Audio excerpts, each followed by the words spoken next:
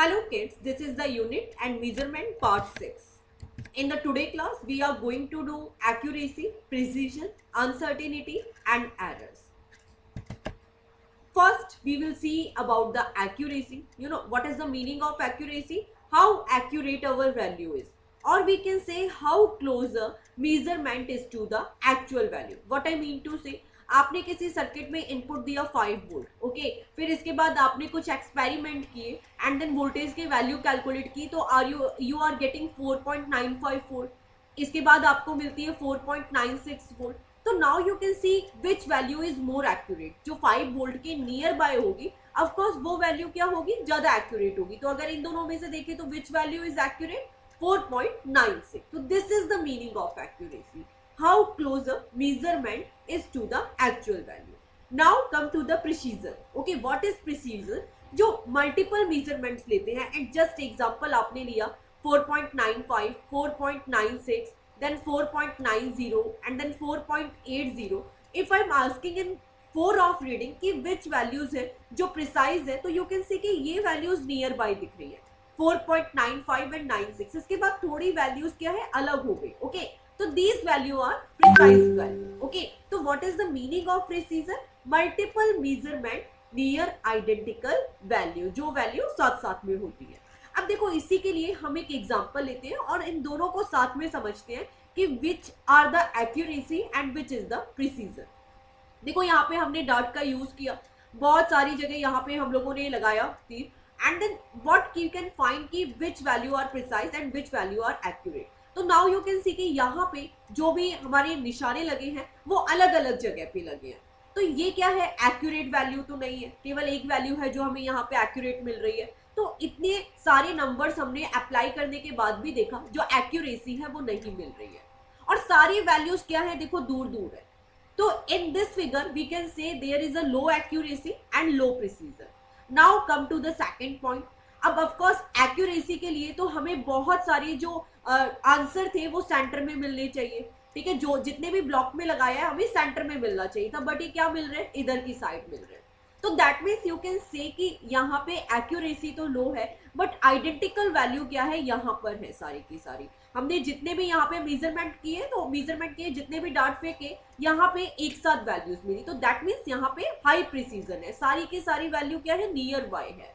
अब हम आते हैं इधर पे, तो देखते हैं कि सारी वैल्यूज क्या है, एक्यूरेटली मिल रही है. ठीक है, कुछ दो डार्ट के अंदर है और बाकी यहाँ पे आसपास ही मिल रही है सेंटर के अंदर. तो that means these value are high accurate, but सारी के सारी वैल्यूज क्या मिल रही है, डिस्टेंस में मिल रही है. तो that means it is not precise value. Okay, तो यहाँ पे प्रिसीजन क्या हो गया, लो हो गया, क्योंकि आइडेंटिकल नहीं है, साथ साथ में नहीं है. अब हम आते हैं सेंटर पे, इधर देखते हैं. तो नाउ वी कैन सी सारी के सारी जितनी भी वैल्यूज हमें मिली सबकी सब सेंटर में मिल गई.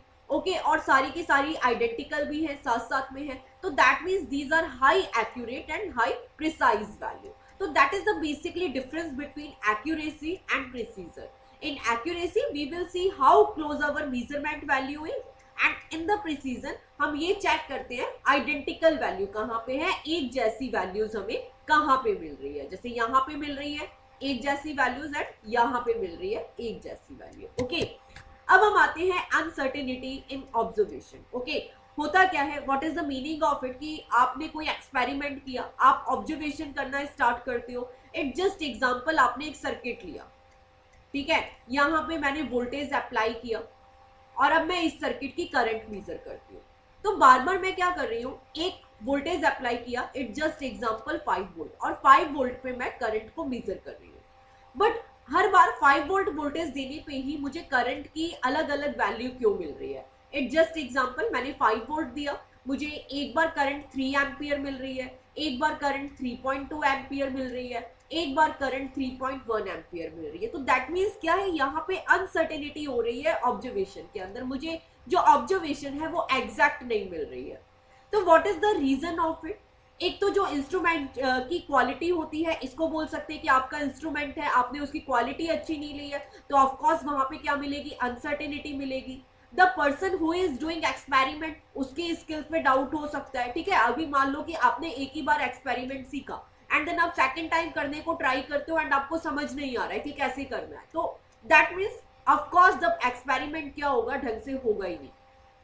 आप जो मेथड यूज कर रहे हो वो बिल्कुल सही होना चाहिए। जैसे आप यहाँ पे करंट कैलकुलेट कर रहे हो तो करंट का फॉर्मूला आप क्या लगाओगे, V upon R. Okay, V equal to I R, तो आई क्या हो गया, V अपॉन आर। बट अगर आपने फॉर्मूला ही गलत लगाया तो आपका मेथड क्या हो गया, गलत हो गया। ओके, एंड इसके बाद बहुत सारे एक्सटर्नल और इंटरनल फैक्टर होते हैं। कभी कभी क्या होता है, टेम्परेचर चेंज हो जाता है। ओके, कभी कुछ प्रेशर ज्यादा हो जाता है, वॉल्यूम वायर का चेंज हो जाता है। तो बहुत सारे ऐसे फैक्टर्स हैं जिसमें हमें क्या मिलती है, अनसर्टेनिटी मिलती है। Okay, and the next topic is all about errors.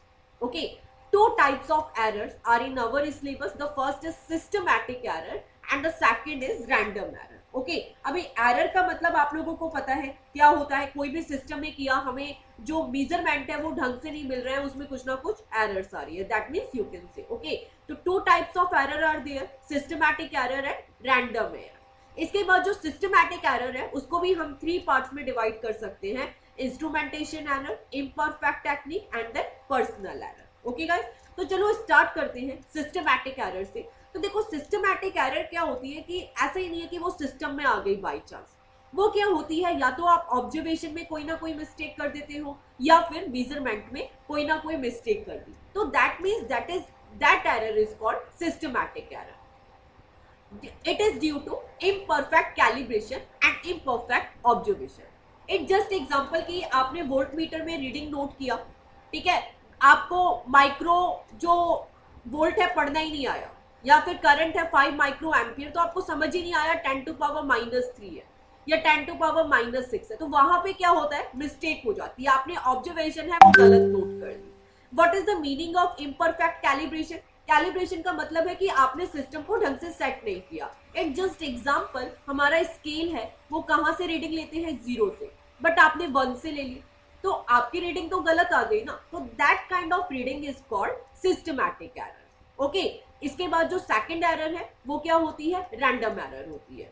Random error क्या होती है कि वो सर्किट में ऑटोमेटिकली अपने आप आ जाती है, ठीक है, जैसे कभी सिस्टम का टेम्परेचर चेंज हो गया, प्रेशर चेंज हो गया, वोल्टेज चेंज हो गया, तो इसके ऊपर हमारा कंट्रोल नहीं है क्योंकि वो रैंडमली सिस्टम में कहीं से भी आ सकती है, ठीक है। अब इसको मिनिमाइज कैसे करें, तो हम क्या करते हैं, जो ये ऑब्जर्वेशन है उनको बार बार रिपीट करते हैं। जैसे हम लोग करंट की वैल्यू नोट कर रहे थे, वोल्टेज को चेंज करके I1, I2, I3, तो हम क्या करेंगे, इसकी 4 से 5 वैल्यूज लेंगे और जो नियर बाय वैल्यूज होगी उसको हम काउंट कर सकते हैं, तो that is the random error. Okay, तो this is a complete theoretical topic और आपको बहुत ज्यादा इसमें डेप्थ में जाने की जरूरत नहीं है, बस आपको बेसिक पता होना चाहिए। Systematic error, it is due to observation and measurement process, जो क्या होता है, इम्परफेक्ट कैलिब्रेशन और ड्यू टू इम्परफेक्ट ऑब्जर्वेशन। अब देखो इस सिस्टमैटिक एरर को भी हमने 3 पार्ट्स में डिवाइड किया है। The first is instrumentation error, ठीक है, the second is imperfect technique and the third is personal error. अब इसकी बहुत ज्यादा थ्योरी में जाने की जरूरत नहीं है, because the name suggest, okay, जैसा आपको नाम से ही समझ आ रहा है। इंस्ट्रूमेंटेशन एरर का मतलब क्या होगा, आपने गलत तरीके से उसका कैलिब्रेशन लिया, ओके, आपने ऑब्जर्वेशन गलत तरीके से ली, आपने इंस्ट्रूमेंट को ढंग से सेट नहीं किया, उसको कहीं ना कहीं सेट करने में कुछ प्रॉब्लम हो गई। एक जस्ट एग्जांपल, रेजिस्टेंस को सीरीज में कनेक्ट करना था, आपने पैरेलल में लगा दिया, तो these all are problem related to the instrumentation error. Okay, the next is imperfect technique, आपने सही टेक्निक नहीं यूज करी, ओके, आपको जो प्रोसेस है कुछ और अप्लाई करना था, आपने फॉर्मूला कुछ और अप्लाई किया, तो these all are related to imperfect technique. And the third is personal error. Okay, तो ये तो केवल ऑब्जर्वर की फॉल्ट से होता है कि जो ऑब्जर्वर ने मिस्टेक की है, ये कंप्लीट ऑब्जर्वर की मिस्टेक से होता है। ओके, तो नाउ एस्टिमेशन ऑफ एरर, हम इन एरर्स को कैसे कैलकुलेट कर सकते हैं। ओके, इस पे बेस्ड आपको हमेशा न्यूमेरिकल मिलेगा बोर्ड एग्जाम के लिए, कॉम्पिटिटिव एग्जाम के लिए। This topic is very very important, okay, क्योंकि ये तो क्या है, सारे की सारी टाइप्स है, थ्योरेटिकल पॉइंट है, एक्यूरेसी एंड प्रिसीजन पे बेस्ड भी कई बार एमसीक्यूज आते हैं, बट इस पे बेस्ड आपको बोर्ड एग्जाम में भी 3 to 4 मार्क्स का न्यूमेरिकल मिलता ही है। तो देखो आपको ये सारे मेथड याद होने चाहिए कि कोई भी एरर है उसका एस्टिमेशन करना है, उसको रिमूव करना है, तो हम क्या क्या प्रोसेस को फॉलो करेंगे, 5 प्रोसेस को फॉलो करेंगे। आपको नाम से याद होना चाहिए। सबसे पहले हम मीन निकालेंगे, फिर हम निकालेंगे एब्सोल्यूट एरर, फिर हम कैलकुलेट करेंगे मीन एब्सोल्यूट एरर, फिर हम कैलकुलेट करेंगे relative error and then percentage error. अभी देखते हैं what is the meaning of mean. तो देखो अगर आपने 5 एरर्स ली है, the A1, A2, A3, A4 and A5, you can take the example 1 2 3 4 5 also. तो मीन मैं कैसे कलेक्ट करूंगी, कैसे कैलकुलेट करूंगी? मैंने क्या किया, इन सबको ऐड किया एंड देन इसके बाद में कितने नंबर है, टोटल 5 नंबर है, तो 5 से डिवाइड कर दिया। तो ये हुआ मीन। मीन कैसे कैलकुलेट करना है। अब एक चीज आपको ये ध्यान रखनी है कि जो एब्सोल्यूट एरर है, जैसे मीन का वैल्यू तो आपको एक सिंगल ही मिलेगा, ठीक है, ये सिंगल वैल्यू मिला, इसको आपने ए मीन से डिनोट कर दिया। But if there is 5 error, तो आपको जो एब्सोल्यूट एरर है वो भी क्या मिलेगी, 5 मिलेगी। तो इसको I can write A1 del A2 del A3 del A4 and del A5।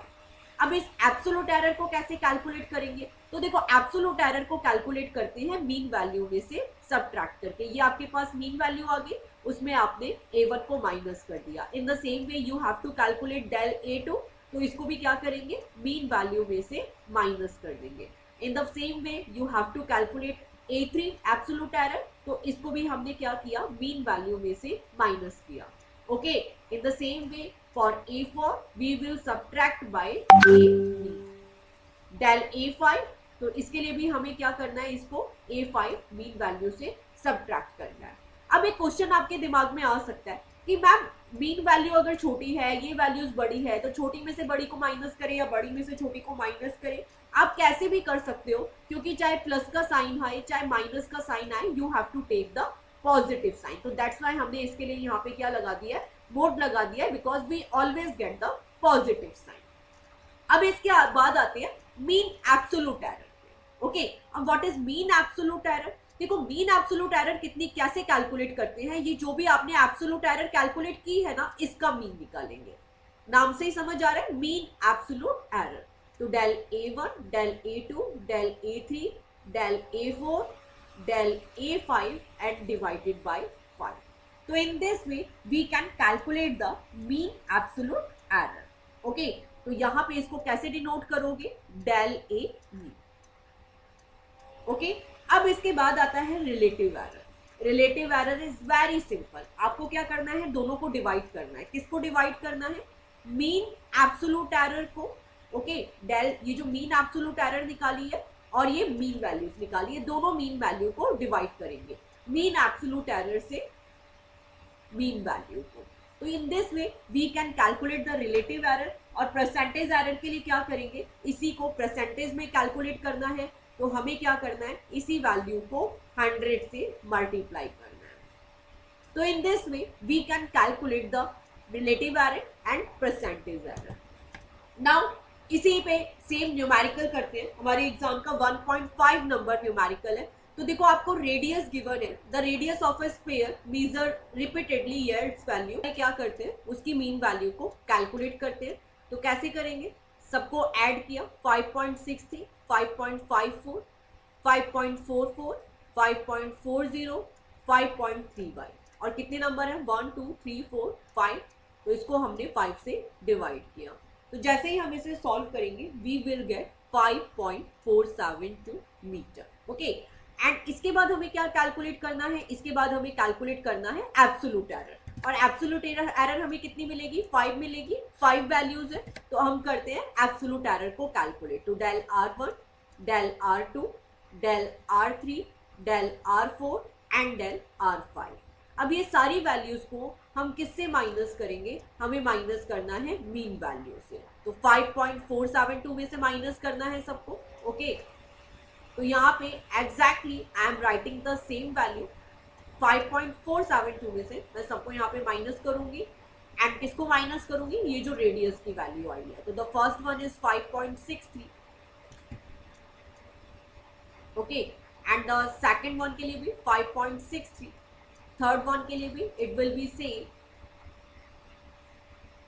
First I will get 0.158, for the second I will get 0.068, for the third I will get 0.032, for the fourth I will get 0.072 and last one के लिए 0.122। Okay, तो ये मेरे पास निकल गई absolute error. And third मुझे क्या निकालना है, मीन एब्सोल्यूट एरर। ओके, इसके अंदर कैसे कैलकुलेट करेंगे, ये जितनी भी एब्सोल्यूट एरर है उनको प्लस करके 5 से डिवाइड कर देंगे। तो यहाँ पे अब मुझे कैलकुलेट करना है absolute error, mean absolute error. Okay, in this way we can calculate mean absolute error 0.158, 0.068, 0.032 plus 0.072 plus 0.122, and I will divide by 5 and then I will get 0.0904 metre. अब लास्ट है, मुझे क्या कैलकुलेट करना है, relative error and percentage error. तो relative error कैसे calculate करते हैं, ओके, यहाँ पे जो भी मीन एब्सोल्यूट एरर है, मीन एब्सोल्यूट एरर है उसको मैं क्या करूंगी, मीन वैल्यू से डिवाइड कर दूंगी। Okay, the R is mean. Okay, तो what is the value of del R, it's 0.0904 and जो मीन वैल्यू है दैट इज इक्वल टू 5.472। तो जैसे ही आप इसे सॉल्व करेंगे you will get 0.017। And how can I calculate percentage error, तो इसी में किसका मल्टीप्लाई करेंगे, 100 का। Okay, then you will get 1.7। Okay, तो in this way we can do this kind of calculation. Basically जो बच्चों को मेथड है इट्स वेरी इजी, मेथड आप लोग कर सकते हैं। एक बार रिवीजन कर लेते हैं।